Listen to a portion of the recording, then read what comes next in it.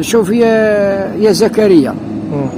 القصيده اللي نعيدها لك ترسلها للشيباني تاع بويك مفتاح ليك. ما شفنا شي حيطلعوه بلا خيطان، والراجل منين يقول لك كلمه يوزنها، تارك الدين طرش ما يسمع اذان، القبله راها قليل من لا يعرفها، غضب الله صعيب وتكاكيا غفلان،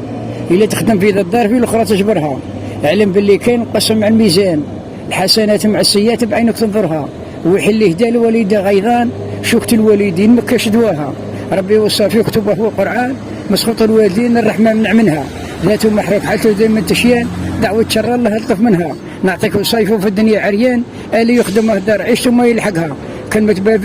بابا فيهم أمة بنان، وأمه غير بلا حق منايفها، إذا الفقه ويدرك الجرنان، الهضرة اللي يسمعها العيال وخبرها يجي مذلول، هذا اللي يكون عصي والديه، الطيع الوالدين عمره ما ينهان، رب العالمين قالها في كتبه وشرحها، هاني غاني حالته دائما تزيان، اللي ما يعرفوش يقول الدنيا كسبها، دعوة الخير هي تشبب بالإيسان، بإذن الله كل ما تمنى يوصلها، ما قريت لوحة ما محيت مع الصبيان، دعوة الخير مملحة ملقتها، طيع لوالديك يا زكريا، وطيع فاني للناس خبار اللي يكونوا احتاجوا لقت منهم دعوة الخير، دعوة الخير مملحة ملقتها، هذه راهي في خاط الحاج